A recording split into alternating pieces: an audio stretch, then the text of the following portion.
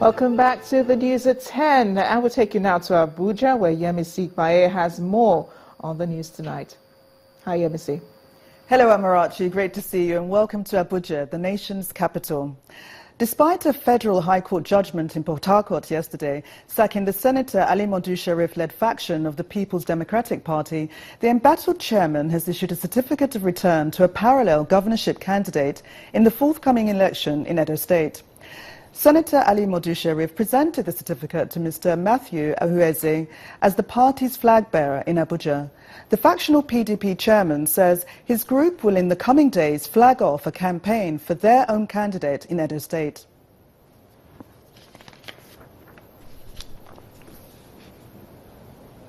This kind of things are bound to happen. 677 delegates were accredited. 502 voted. 481 voted for Honorable Matthew. Your Excellency, the National Chairman, at the end of the vote count, Honorable Matthew was returned elected and declared the candidate of our party in Edo State for the governorship election in September 2016. On behalf of the People's Democratic Party, I hereby present the certificate of return to you for the gubernatorial candidate of Edo in 2016. I wish you the best of luck. A federal high court sitting in Abuja has granted a garnishee order absolute for 960 billion naira against the Central Bank of Nigeria and the federal government. The ruling is in favor of the incorporated trustees of the Association of Local Governments of Nigeria. Justice Adeni Ademola ordered the CBN to debit the federal government's account of funds already set aside in an earlier garnishee order NISI granted on April 1, 2015. Reacting to the judgment, the Director General of Algon, Mr. Ted Isehoyi Edward, says all 777 former members of Algon and representatives of federal and state authorities will meet to decide how the funds will be dispersed to local councils. Staying on local government matters, Kwara State Governor Abdul Fattah Ahmed has convened a meeting with Labour leaders and chairmen of local councils to resolve the lingering crisis between the government and council civil servants. The governor, who faulted the workers' decision to take their protest to the state government house, advised them to support the strategies being implemented by state authorities to resolve the crisis.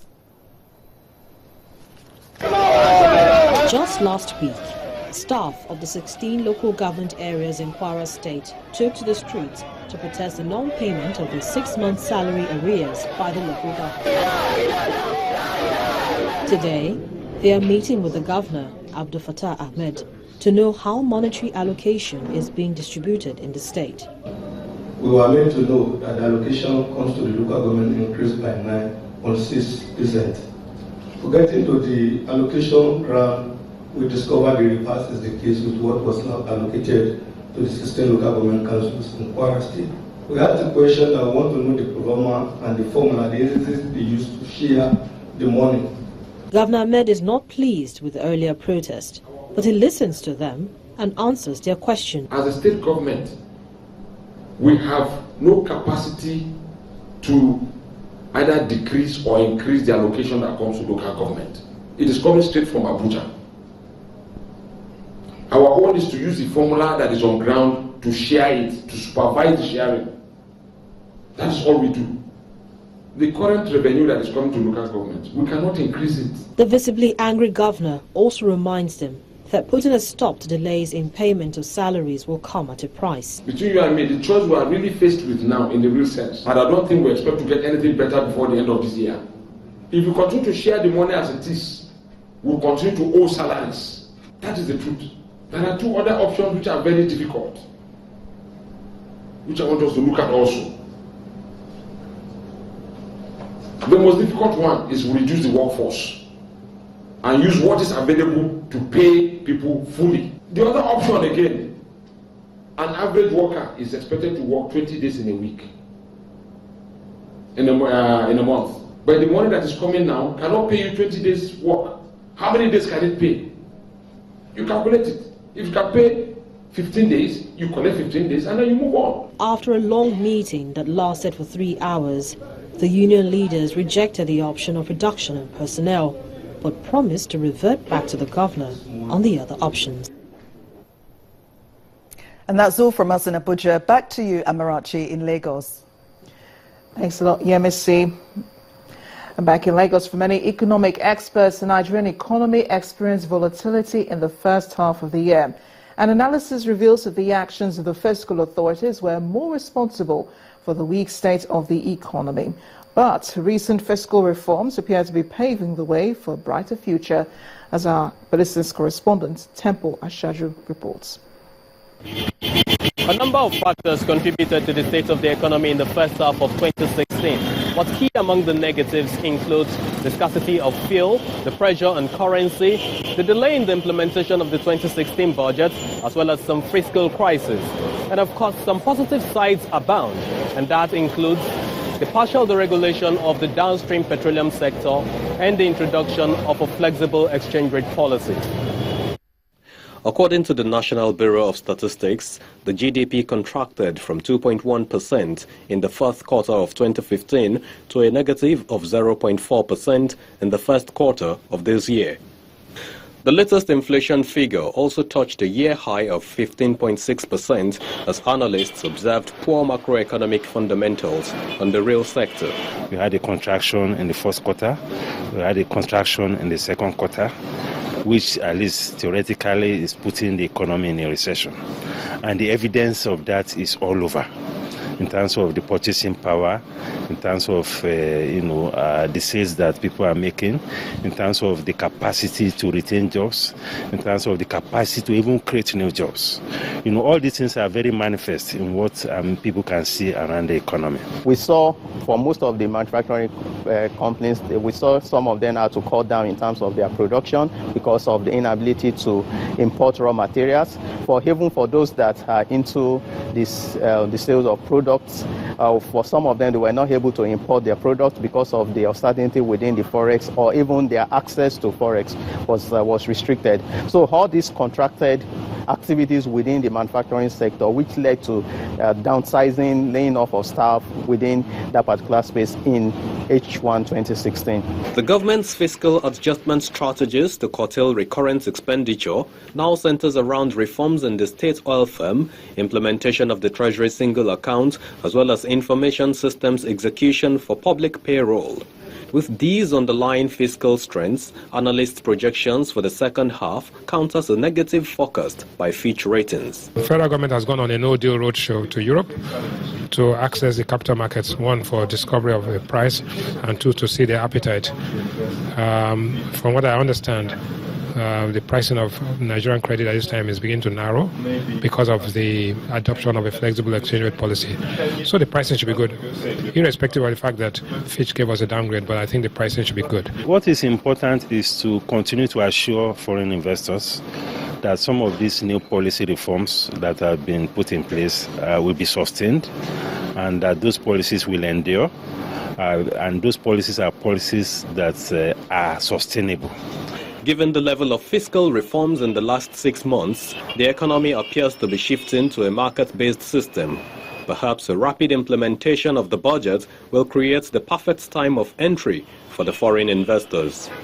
Temple Ashaju, Channels Television News. Let's take a closer look at this now. Joining me now on the news at 10 is Channels TV's data information analyst, Mr. Babajide Ogusanwo. Thank you for joining us tonight on the news at 10. We were talking before we came on the news, and you said Nigeria is already in inflation. Our economy is we're already experiencing inflation. So what impact will that have on the economy? It's a lot of impact, especially if we look at where we're coming from. 31 years ago, 1985, when which marked the first departure of President Muhammadu Buhari. What was the inflation rate? And I'll tell you the facts in a moment, and I think the answers will surprise you. Today, inflation rate is 15.6%. Well, here's the challenge. Nigerians are no longer bothered about the inflation rate because there's really nothing they have to inflate. In the first half of this year, the Nigeria Deposit Insurance Corporation brought out a report, and they said three important things. First, they said there were 70 million bank accounts in Nigeria. What was the second thing they said? They said only 2% of bank account holders own 90% of all the deposits in the bank. And the third thing they said was there was 17.2 trillion naira worth of deposits in the bank. Now you might ask, what does all of this mean? Here's what it means. 98% of Nigerians only have an average of 25,000 naira in their bank accounts. So there's really nothing to inflate. Just last week Sunday, we heard of the case of Malam Bala Yusuf, who went to Singa Market in Kano State with his 5-year-old boy to buy a bag of rice. And after he picked up the bag of rice, he then discovered he didn't have the money on him. So he said, he left his 5-year-old boy in the market to go back home to pick the cash. Now look at this bag of rice here. What had really happened was Malam Bala Yusuf, that went to the Singa Market in Kano State, had no money. What he did was he chose to substitute his 5-year-old boy for a bag of rice. The last time we heard of such a story was in the days of Esau and Jacob, when they were negotiating a pot of porridge. That is what Nigerians currently have. They have nothing to inflate anymore. But perhaps even more important than the inflation of money is the inflation of words that we now see between the executive and the legislative. Yesterday, the United States of America celebrated 240 years of independence. And in their 240 years, only 4 senators have been convicted of a crime. That's an average of 1 conviction for a senator in 60 years. However, our own history books are filled with red paint of crime, corruption, and poverty. You just painted a really bleak picture of what the economy really looks like, and especially with the story of Mr. Bala. But what would you say about job creation? The expectation is for job creation for the second half of the year. We are conservatively optimistic that job growth will increase because we have no choice. In the first half of last year, we lost 830,000 full-time jobs. Here's what it means. All the full-time jobs we lost in the first half of last year, you would require all the 20 stadia in the English Premier League to seat everyone who lost a full-time job in the first half of last year. The information that we have today is the first quarter of this year. We've lost 528,000 full-time jobs.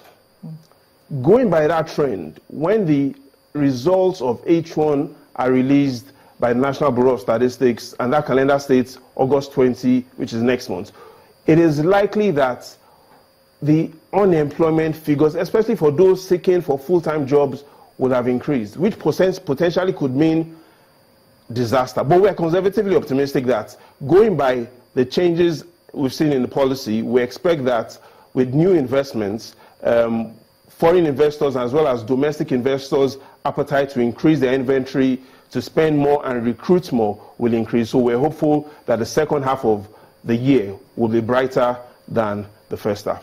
And I say an amen to that. Thank you so much for joining us on the News at 10, Mr. Babajide Ogusanwo. Still ahead on the News at 10, Nigeria's table tennis star Arunop Kadri retains top spot in the latest ITTF Africa rankings. We'll have more in sports news. Please join us again.